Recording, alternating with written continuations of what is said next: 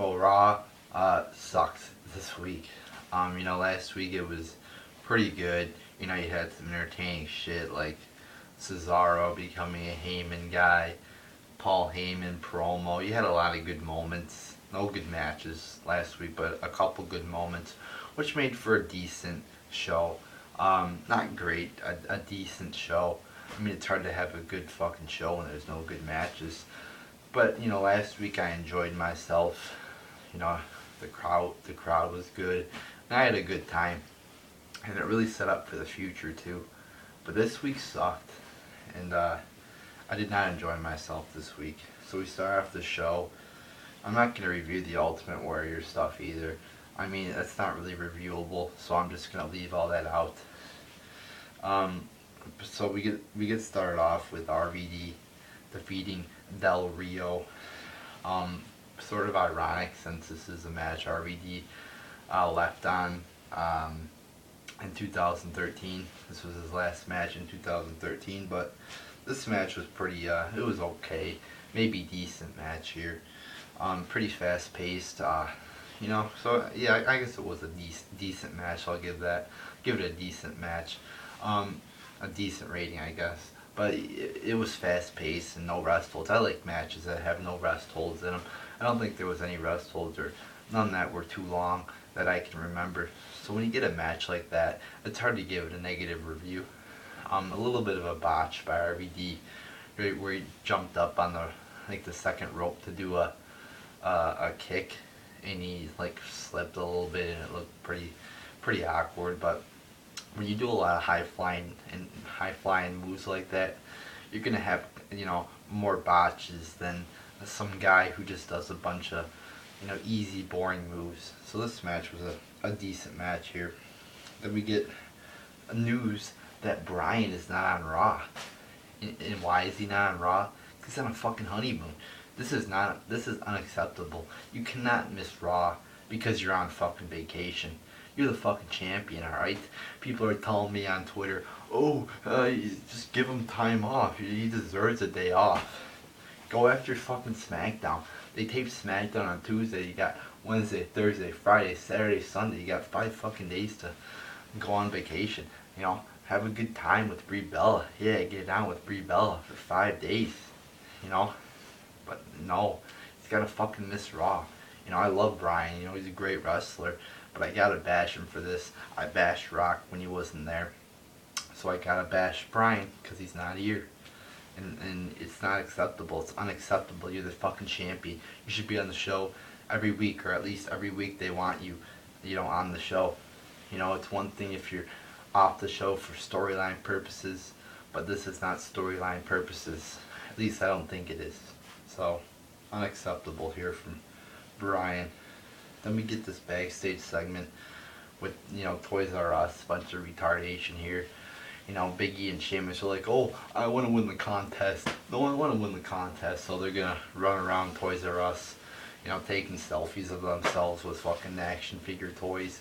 Yeah, like they need $1,000, I think wrestlers are pretty good off. I think they make a good chunk of money. So why would they need to fucking, run around Toys R Us taking pictures of themselves with toys to win $1,000 prize? What is Big E falling on hard times? What does he need fucking money? It's just a retarded segment here. Then we get Triple H, Orton, and Batista, and Stephanie backstage here. They're setting up Evolution versus the Shield here. And looks like a pretty interesting feud here too. So I was happy. I think Evolution versus the Shield would, a good feud here. Yeah, just a good entertaining feud. A tag team from back in the day. I didn't watch back in the day, so I'm not gonna say if Evolution was good or not because I never watched them. But a tag team from back in the day, and then a tag team from they're bringing them back and they're gonna face the Shield. So an entertaining idea. Then we get Ryback defeating the Rhodes Brothers. A boring match. It ends in a fucking clothesline. I think Rhodes was going for the disaster kick. Ryback's hit him with a clothesline, and that's your ending. A fucking clothesline. Not even a finisher. A clothesline. Really? in the Rhodes Brothers just jobbing out to Ryback. So, I mean, the announcers weren't even that surprised. I mean, what are they doing with the Rhodes Brothers? They should have been facing each other at Mania, but instead, they're in a fucking battle royal, fucking losing, and then they're going Raw and fucking lose to two fucking jobbers, and Curtis Axel and Ryback. You know, these are two talented guys, Cody Rhodes especially. I mean, he's got a bright future in front of him if they treat him right, but he's just jobbing out the fucking jobbers like Ryback, who, you know, isn't that good in the ring. So, not happy here. Paige defeats Fox, Alicia Fox next. A boring match with, like, you know, half the match was tilt the world backbreakers by Alicia Fox. It ends with that pretty cool submission from Paige. I mean, it's a pretty cool submission. So that was about the only good part of the match. The rest was boring. Yeah, Paige is, you know, a good wrestler, but, you know, if they give her legitimate matches, she will put on good matches. But if they give her shit matches, you know, like couple-minute matches, she's not going to do that good. So if they treat her right, she'll be good. But I don't know if they'll do that. Hopefully they do, though, because Paige does have talent. Then we get the Usos and Batista, and it ends in a DQ. The match wasn't that good. I think it was only like a couple minutes until, you know, the DQ, you know, it ended in DQ when the Shield came out. And basically the Shield just throw a couple punches, you know, and not anything special. So this was stupid as well. Not a good match. Not, you know, the Shield didn't do anything that was entertaining.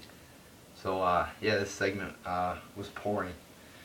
Then we get Cesaro defeating Mark Henry. It looks weird where Cesaro comes out and he's just walking out there with no theme music. Are you fucking kidding me? It just looks retarded.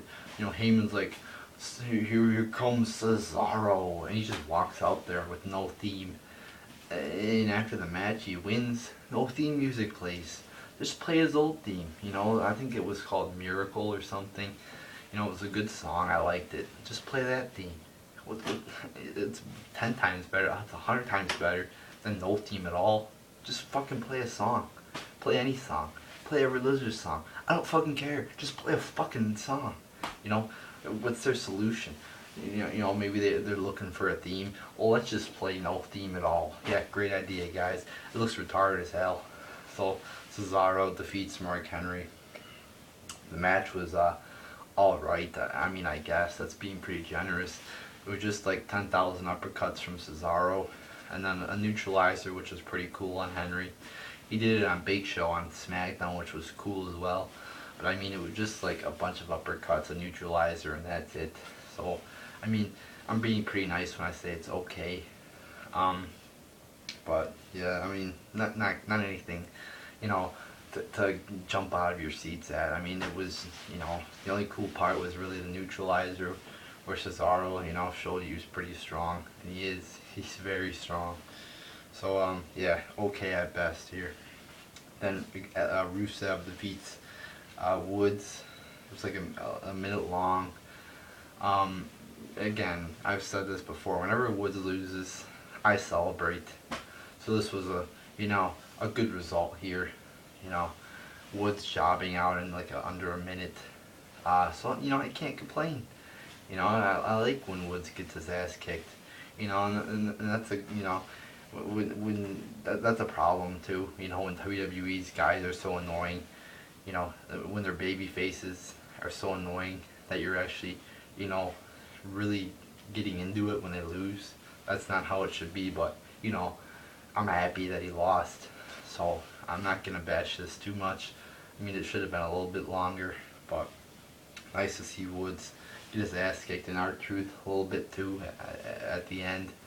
So, you know, two annoying people getting their asses kicked. By Rusev, who can't even talk really. I can't complain about this too much. So yeah, I mean, decent, I guess. You know, get two annoying guys get beat up. You know, decent. That's being pretty nice again too. Then you get Sheamus defeating Swagger. It was an alright match. predictable too. You know, Sheamus wins, of course. You know, looked pretty brutal at the end with a bro kick. Not a bad ending there. You know, Swagger was running like full speed and he got hit. So that match was alright. Was hoping Swagger would win. Knew he wasn't going to win. I was hoping he would win, but he didn't. Yeah, and this match was just alright. You know, maybe even a little bit below average. Then we get Damien Sandow coming out. He talks about how he deserves more, and I agree. He deserves a lot more. Talks about how he's the greatest, and yeah, he is pretty good. He does deserve more. And the fucking Big Show comes out, and he just knocks out Sandow. And that's the end of the segment. What a retarded ass segment here. Pointless, you know, nothing good. Sandow's promo was okay. It was decent, I guess. And then Big Show just comes out, boom, knocks him out, and it's really, you really had to do that. So I did not like that there. We get Bray Wyatt and Cena cutting a promo. Bray Wyatt cut a pretty good promo. Cena not so much, just making a lot of retarded jokes, posting a lot of retarded pictures on the Tron. And just, could we have a serious promo between these two guys, or does Cena have to cut a PG joke every minute? I mean, some of those jokes were okay, but it's not like I was, you know, laughing, you know, out loud or anything. You know, it gave me a little chuckle. You know, every, you know, one or two of the jokes gave me a little bit of a chuckle. But I mean, for the most part, Cena's just a PG, boring, you know, motherfucker. Then we get Fandango and Layla defeating Santino and Emma. So apparently, Fandango and Summer Rae have broken up over Twitter. I mean, they haven't even wrote it into a storyline. It's on Twitter. They just broke up like that. And they've been together for like a year. And they break up over a tweet. Really?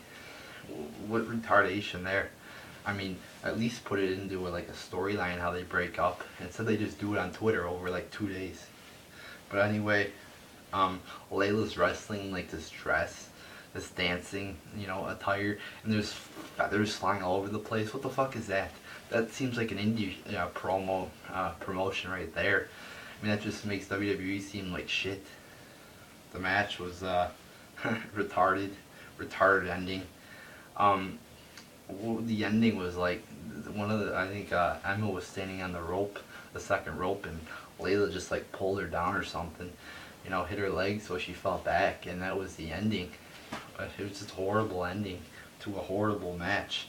And why is this feud still going on between Fandango and his bitch versus Santino and Emma? You know, it's a retarded feud. Why is it going on every fucking week? Please, can we stop doing the same match every week? How you get Kane backstage. So Stephanie tells Kane, oh, you've been too mean. You've been too sadistic. You've been too demonic. And then she tells Kane, get more sadistic. Get more demonic. What the fuck is that? Does not make any fucking sense. They do this to Orton too. They tell him, oh, you're being too sadistic. You're being too mean. And they tell him, oh, I want the Viper. I want the devil's favorite demon back.